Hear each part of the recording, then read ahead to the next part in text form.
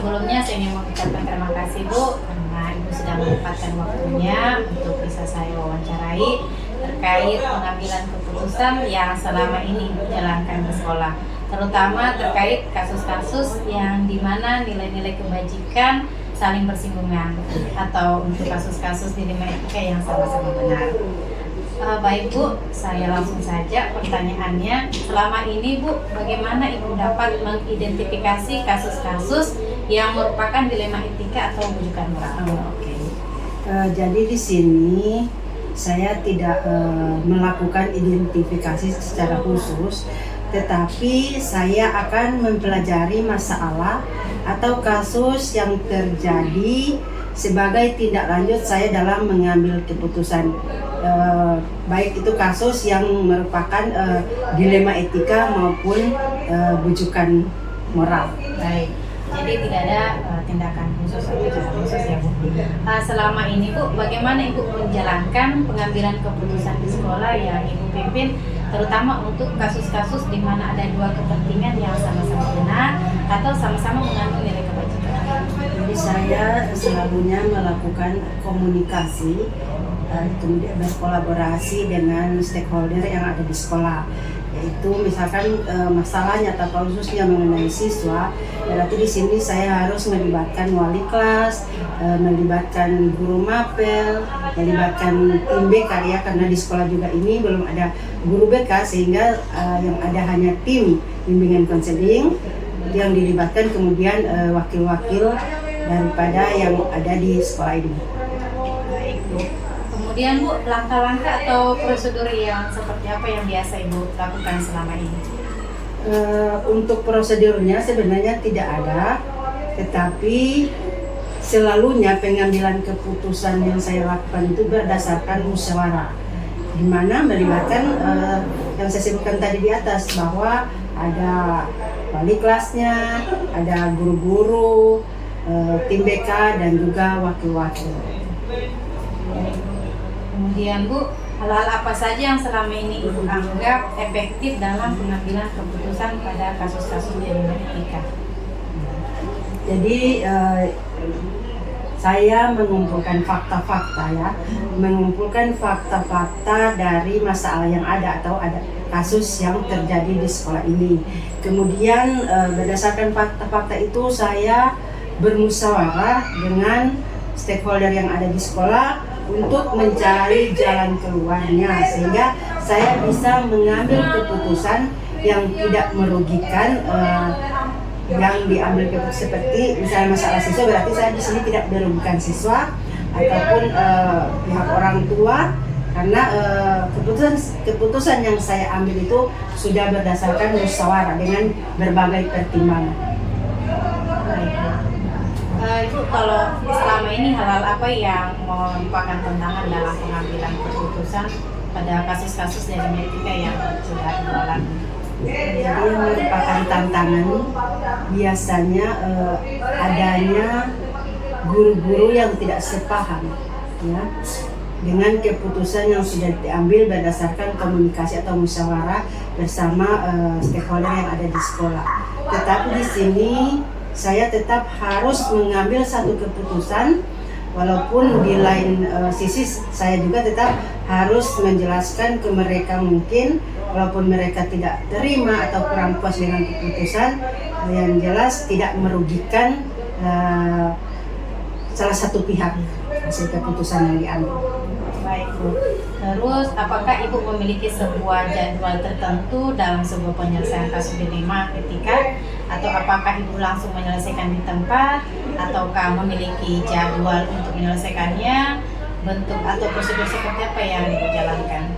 Jadi untuk jadwal dalam menyelesaikan masalah yang ada di sekolah, saya tidak punya jadwal khusus, jadi berdasarkan saja dengan masalah yang terjadi. Kalau memang masalahnya harus memerlukan tindak lanjut yang memang harus secepatnya ditangani, berarti harus ditangani. Tetapi kalau mungkin masalahnya masih bisa ditunda, atau mungkin kita harus melibatkan pihak luar, misalkan karena masalah siswa, berarti kita harus melibatkan orang tua, berarti masalahnya bisa kita jadwalkan ya, Jadi tergantung juga dari masalah yang terjadi. Oke, berarti kondisional gitu ya.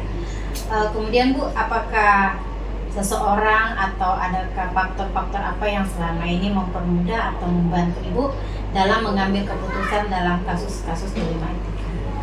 Jadi yang mempermudah saya dalam mengambil keputusan, yang pertama itu karena selalu dilakukan secara musyawarah. Jadi namanya musyawarah berarti melibatkan beberapa pihak, yang utamanya pihak yang ada di sekolah, yaitu guru-guru tadi bersama wakil-wakil. Kemudian apabila mungkin keputusan yang diambil tapi saya masih ada sedikit keraguan dengan keputusan yang sudah diambil, saya berusaha untuk berkomunikasi dengan pihak atasan, yaitu dari cabang dinas mungkin di bagian kasih SMA, di mana saya menjelaskan masalah yang terjadi, kemudian keputusan yang saya ambil, tetapi saya juga masih memerlukan saran ataupun pendapat dari mereka. Baik Bu, tadi wawancaranya dari awal sampai akhir, dan ini pertanyaan saya yang terakhir Bu. Dari semua hal yang Ibu sampaikan tadi, dari awal sampai saat ini, pembelajaran apa yang dapat Ibu petik dari pengalaman Ibu selama ini dalam mengambil keputusan dilema etika? Jadi pembelajaran yang saya ambil yaitu tidak selamanya keputusan yang kita ambil itu bisa memuaskan. Ya, ada yang merasa puas, ada yang tidak puas, ada yang merasa tidak terima, ada yang bisa menerima. Tapi pintar-pintarnya saja sebagai kepala sekolah untuk menjelaskan. Yang jelas keputusan yang diambil adalah subjektif, tidak merugikan, tetapi untuk kemajuan atau untuk kebersamaan yang ada di sekolah ini. Baik Bu, terima kasih Bu. Jadi menarik sekali Bu. Banyak hal yang bisa saya ambil juga dari pengalaman Ibu dalam mengambil keputusan. Mungkin itu saja Ibu, cukup wawancara kita hari ini. Terima kasih banyak atas waktunya Bu. Sekian, terima kasih banyak Bu. Assalamualaikum warahmatullahi wabarakatuh. Waalaikumsalam warahmatullahi wabarakatuh. Assalamualaikum warahmatullahi wabarakatuh, Kep. Waalaikumsalam warahmatullahi wabarakatuh. Ya, alhamdulillah. Sebelumnya saya ingin ucapkan terima kasih Kep karena sudah mengizinkan saya untuk mewawancarai Bapak mengenai pengambilan keputusan yang selama ini Bapak jalankan di sekolah, terutama untuk kasus-kasus yang dimana nilai-nilai kebajikan saling bersinggungan atau untuk kasus-kasus dilema etika yang sama-sama benar. Ya, mungkin bisa saya langsung saja untuk bertanya, Kep. Pertanyaan yang pertama, ya terima kasih, Kep. Yang pertama, selama ini bagaimana Bapak dapat mengidentifikasi kasus-kasus yang merupakan dilema etika atau bujukan moral? Iya, terima kasih. Jadi kalau yang ditanyakan oleh Marni itu adalah kasus-kasus yang memang sering terjadi di sekolah. Mana yang satu adalah kasus yang dilema etika dan yang kedua ada kasus bujukan moral. Nah, dilema etika itu apabila kita berhadapan pada kasus yang kita diperhadapkan pada dua pilihan yang sama-sama ada benarnya, sama-sama memiliki nilai kebajikan. Sedangkan yang dimaksud dengan bujukan moral itu apabila kita diperhadapkan pada kasus yang diperhadapkan pada dua pilihan, yang satu benar dan yang satu kurang benar atau dianggap salah. Saya bisa berikan contohnya misalnya di sekolah yang dilema etika. Misalnya di sekolah itu katakan saja siswa si A itu membawa HP di sekolah. Kemudian si B meminjam HP dari si A dan tanpa sengaja misalnya menjatuhkan HP dan rusak. Sementara di sekolah itu punya aturan bahwa tidak boleh membawa HP. Kalaupun membawa HP maka menjadi tanggung jawab dari siswa itu sendiri. Nah, di sini terjadi dilema etika. Bagi guru tentunya, apakah guru atau kepala sekolah itu harus meminta si B untuk mengganti HP dari si A yang dia rusakkan itu, dia jatuhkan dan rusak itu, atau membiarkan saja begitu karena itu sudah dilarang dan dibawa sendiri oleh si A. sudah tidak sesuai dengan ketentuan atau sudah melanggar aturan memang. Jadi ini kita punya dilema etika di sini. Apakah kita minta si B untuk mengganti HP dan si A atau kita biarkan saja karena itu memang tanggung jawabnya dari si A. Itu kalau dilema etika. Sedangkan kalau bujukan moral,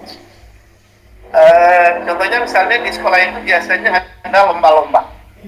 Ada lomba-lomba. Nah, ada lomba-lomba ini biasanya ada persyaratan-persyaratan tertentu yang harus dipenuhi oleh siswa. Contohnya kalau di OSN itu lomba olahraga siswa nasional, itu batasan umur itu ada, sudah ditentukan batas umurnya. Di sekolah misalnya ada siswa yang punya atau berkompeten dalam satu lomba, yang bahkan diprediksi kalau dia diikutkan dalam lomba dia bisa mendapatkan juara. Tetapi di satu sisi umur dari siswa tersebut sudah tidak memenuhi persyaratan.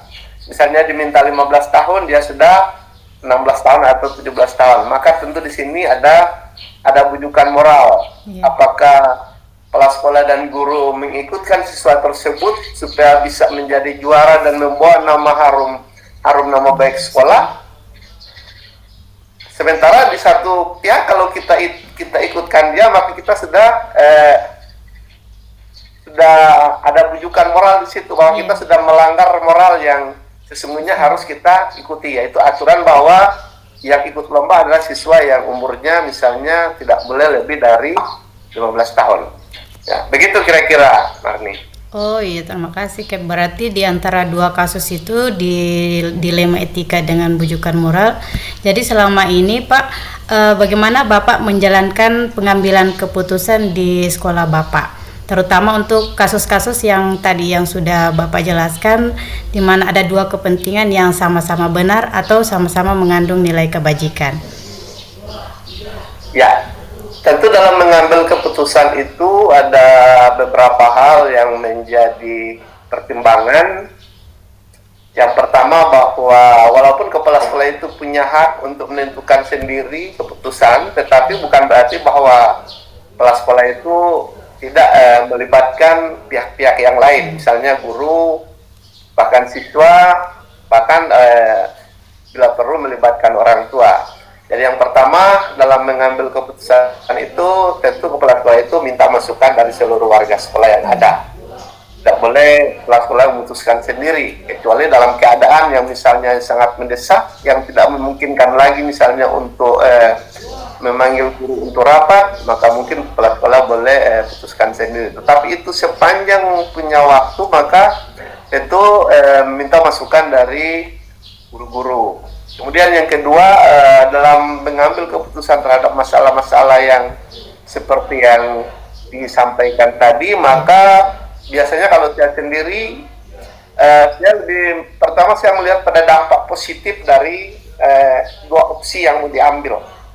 Tentu apabila kita pilih opsi yang pertama, apa dampak positifnya bagi sekolah misalnya. Apabila kita pilih opsi yang kedua, apa dampak positifnya bagi sekolah. Maka tentu kita pilih yang lebih punya dampak positif yang lebih besar.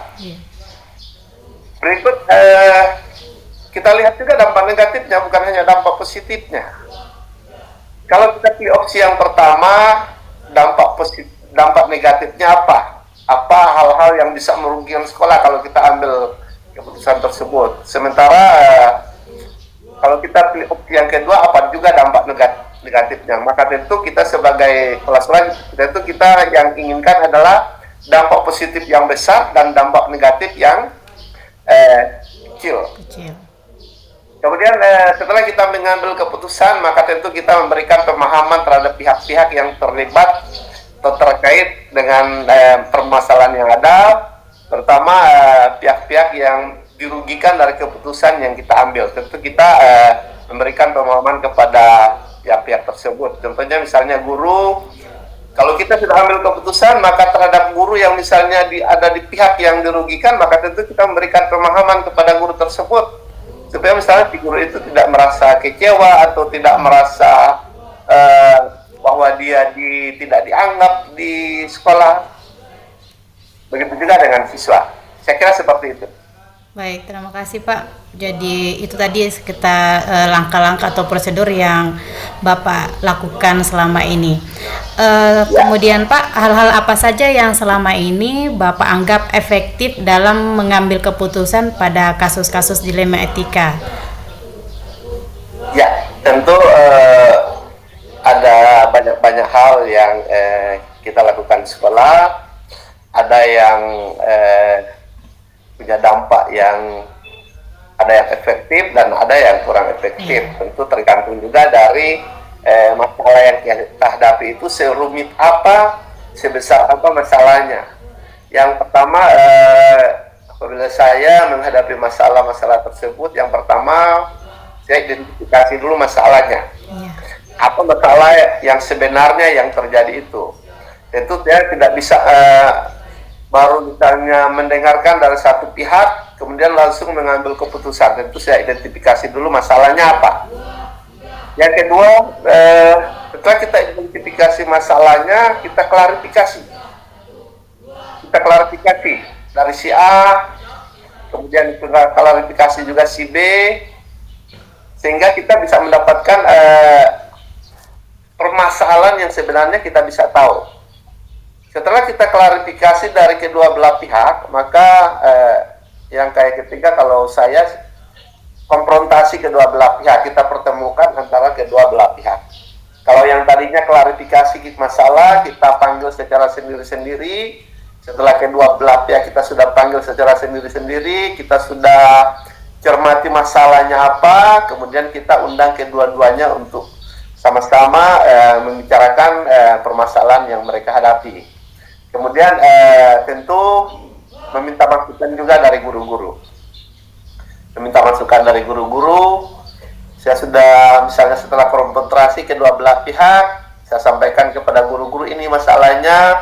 Setelah saya panggil kedua belah pihak, ternyata masalahnya seperti ini. Dan setelah saya pertemukan satu meja antara kedua pihak, ternyata memang masalahnya seperti ini. Dan tentu yang terakhir adalah kita mengambil satu keputusan yang menurut kita yang terbaik, dan tentu atas juga persetujuan dari guru-guru yang ada di sekolah. Ya, seperti itu. Iya, sangat menarik Pak. Jadi Pak, hal-hal apa saja yang selama ini yang menjadi tantangan ya dalam pengambilan keputusan pada kasus-kasus yang misalnya Bapak jelaskan tadi? Ya, tentu banyak sekali yang menjadi tantangan karena di sekolah itu kan tentu kita tidak hanya berhadapan dengan 1-2 orang, apalagi di sekolah-sekolah yang besar. Jadi kalau menurut saya beberapa tantangan yang sering kita hadapi itu, yang pertama agar efektif mengambil keputusan itu, yang pertama kita harus berlaku adil terhadap semua warga sekolah dalam menghadapi 2 permasalahan misalnya. Apakah itu permasalahan antara guru dengan guru, siswa dengan siswa, guru dengan siswa, bahkan dengan orang tua, maka tentu yang pertama kita harus berlaku adil. Kita tidak boleh memilih-milih terhadap guru. Oh, si guru ini yang dekat dengan saya, si guru ini yang dia jarang sekali misalnya berkomunikasi dengan saya, banyak sekali dia sering terlambat dan sebagainya. Tentu yang pertama kita harus berlaku adil terhadap semua warga sekolah. Kemudian yang kedua, konsisten dengan keputusan yang kita sudah ambil. Kalau kita sudah mengambil keputusan, maka kita konsisten untuk menjalankan apa yang sudah kita putuskan itu.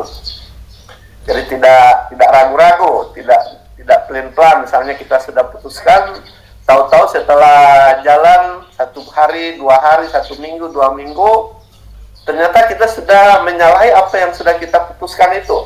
Maka itu yang pertama, yang kedua itu kita harus konsisten dengan apa yang sudah kita putuskan. Yang ketiga adalah perlu kita menerapkan sanksi jika memang itu dibutuhkan. Menerapkan sanksi bagi yang melakukan kesalahan dan memberikan tentu pujian atau promosi bagi yang melakukan satu prestasi-prestasi. Saya kira itu hal-hal yang menurut saya bisa efektif dalam pengambilan keputusan. Terutama harus berlaku adil. Iya. Baik Pak, untuk selanjutnya apakah Bapak memiliki sebuah jadwal tertentu dalam sebuah penyelesaian kasus di Lima Etika, atau apakah Bapak langsung menyelesaikan di tempat atau memiliki sebuah jadwal untuk menyelesaikannya? Kemudian bentuk atau prosedur seperti apa yang biasanya Bapak lakukan? Biasanya saya tidak memiliki jadwal, tidak ada jadwal terhadap dalam penyelesaian masalah-masalah yang ada. Biasanya tergantung dari permasalahan yang muncul. Iya. Kalau memang permasalahan yang muncul itu sifatnya emergensi, maka kita bisa langsung mengambil tindakan. Kita bisa langsung mengambil tindakan, misalnya memanggil yang bermasalah, kemudian kita klarifikasi, kita konfrontasi, kemudian kita minta masukan, kita ambil keputusan. Tetapi jika masalahnya tidak begitu emergensi, maka kita buat perjanjian. Iya. Misalnya tanggal sekian kita akan adakan pertemuan untuk membahas masalah yang lagi dihadapi. Jadi tidak ada jadwal khusus, tidak ada tata kelola dalam penanganan masalah-masalah ini. Jadi sifatnya situasional. Oke, terima kasih Pak. Dan selanjutnya Ya. Pak, adakah seseorang atau faktor-faktor apa yang selama ini mempermudah atau membantu Bapak dalam mengambil keputusan dalam kasus-kasus di Lima Etika? Ya, jadi biasanya kalau dalam menghadapi kasus-kasus seperti ini ada faktor-faktor atau hal-hal yang bisa membantu. Saya kebetulan sudah beberapa kali pindah sekolah sebagai pimpinan, dan biasanya dalam sekolah itu tetap ada sosok guru yang bisa dijadikan sebagai panutan oleh guru lain di sekolah. Nah, ini bisa jadi satu faktor yang mempermudah kita atau membantu kita sebagai kepala sekolah dalam menjalankan satu keputusan. Ada guru yang dianggap sebagai panutan atau bisa dijadikan sebagai contoh oleh guru-guru yang lain. Kemudian yang kedua, adanya aturan-aturan atau tata tertib yang dibuat di sekolah, tentu menyangkut semua warga sekolah.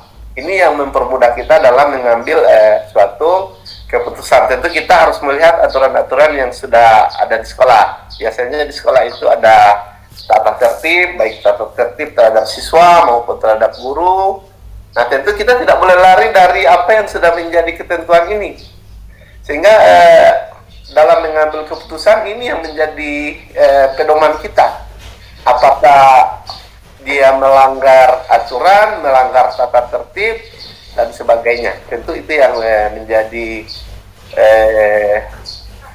pedoman dalam kita mengambil suatu keputusan.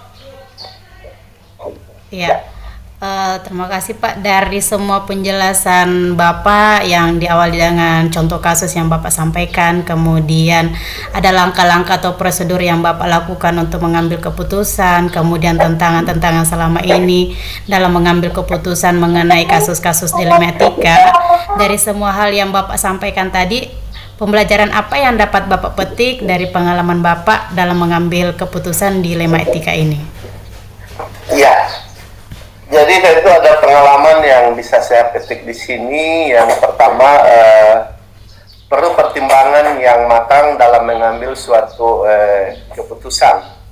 Tidak boleh keputusan itu kita ambil di saat kita lagi emosional atau di saat kita lagi lelah, kemudian ada masalah, kemudian kita langsung ambil keputusan. Tapi kita perlu pertimbangkan secara benar-benar, secara matang apa yang akan kita putuskan. Kemudian yang kedua, bersikap objektif dalam menangani permasalahan yang ada. Jadi kita harus objektif, kita tidak boleh subjektif tentunya terhadap antara guru yang satu dengan guru yang lain. Begitu juga dengan siswa. Jadi kita objektif, tidak boleh ini satu suku dengan saya, ini dekat dengan saya, maka saya harus berpihak kepada guru tersebut, tapi kita harus objektif. Kemudian yang ketiga, saya kira yang ketiga itu kita harus konsekuen dan menjalankan aturan. Kalau kita sudah melakukan satu keputusan, maka kita jalankan apa yang sudah menjadi keputusan itu. Saya kira ini yang menjadi pelajaran yang dapat kita petik dari apa yang pengalaman-pengalaman yang kita lakukan dalam mengambil suatu keputusan terhadap masalah-masalah yang terjadi di sekolah, baik itu masalah dilema etika maupun masalah-masalah bujukan moral. Saya kira begitu, Mas. Baik, terima kasih Bapak atas waktunya hari ini. Jadi yang bisa saya yang bisa saya pelajari hari ini tuh dari pengambilan keputusan Bapak itu bisa bersikap objektif, kemudian tidak membeda-bedakan satu sama lain, kemudian konsekuen dalam menjalankan aturan. Ya, semoga itu bisa juga saya terapkan nanti ke depannya. Terima kasih Pak atas waktunya. Kita tutup wawancara kita hari ini ya Pak. Terima kasih, sehat-sehat Pak. Terima kasih. Ya, assalamualaikum warahmatullahi wabarakatuh Pak. Waalaikumsalam warahmatullahi wabarakatuh.